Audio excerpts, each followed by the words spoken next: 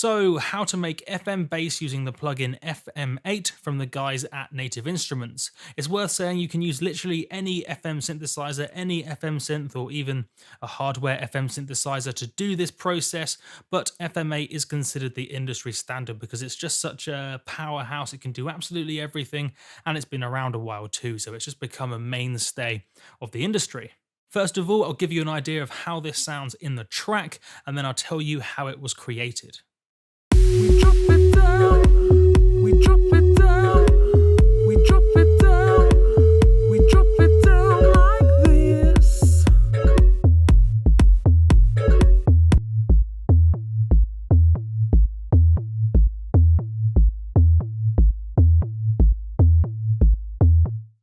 A sound you've probably heard quite a lot in dance music, but it's especially common in tropical house, and that comes from the fact that some people at least consider tropical house to be a subgenre of deep house, and deep house has a FM bass as one of the main defining features.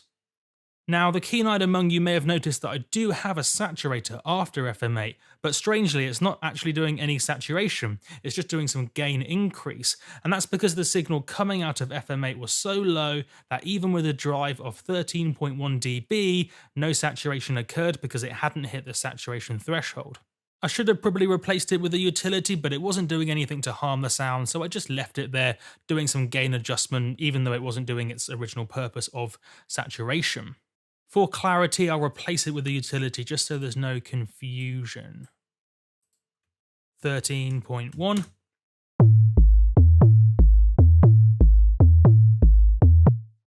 Exactly the same, just as I said.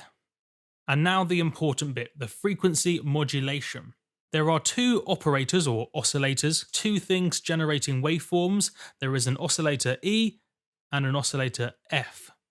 Oscillator E is playing a parabolic wave, oscillator F is playing a sine wave, and because the ratio of E to F is 2:1, that means E is 1 octave above F. And because F has a ratio of 1, that means F is playing the pitch that I trigger on the keyboard.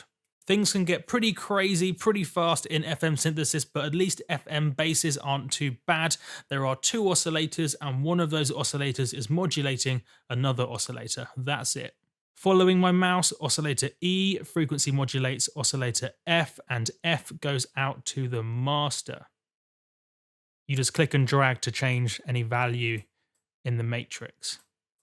Oh, and also to turn the oscillators off and on, you right click. And then one final thing I need to tell you before I show you how this all sounds is both of these oscillators or operators have amplitude envelopes, which you configure in the envelope section down here in the expert bit. Naturally, this is the envelope for E and this is the envelope for F. Remember that F is the one going out to the master, so this amplitude envelope for F is the overall amplitude for our sound.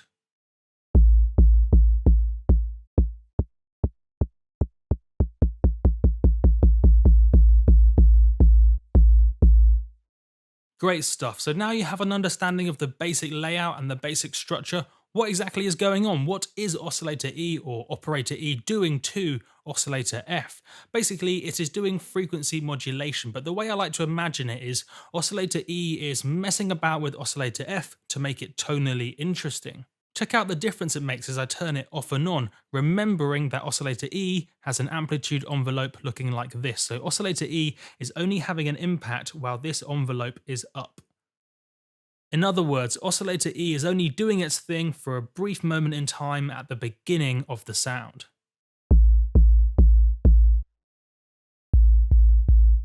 So that's just F, I've turned off E. There's a small amount of pitch envelope, but ignore that for the time being. And with E on, see how it's added some character at the front of the sound?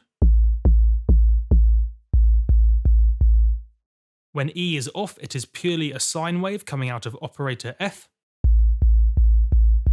with a tiny pitch envelope. And then when E turns on, it messes with F for a brief moment in time at the beginning of the sound, and that makes it interesting. That's what gives you that warm, quote-unquote, round sound of an FM bass. The higher this number here, the more E messes with F, the more E frequency modulates F, and the different tone comes out.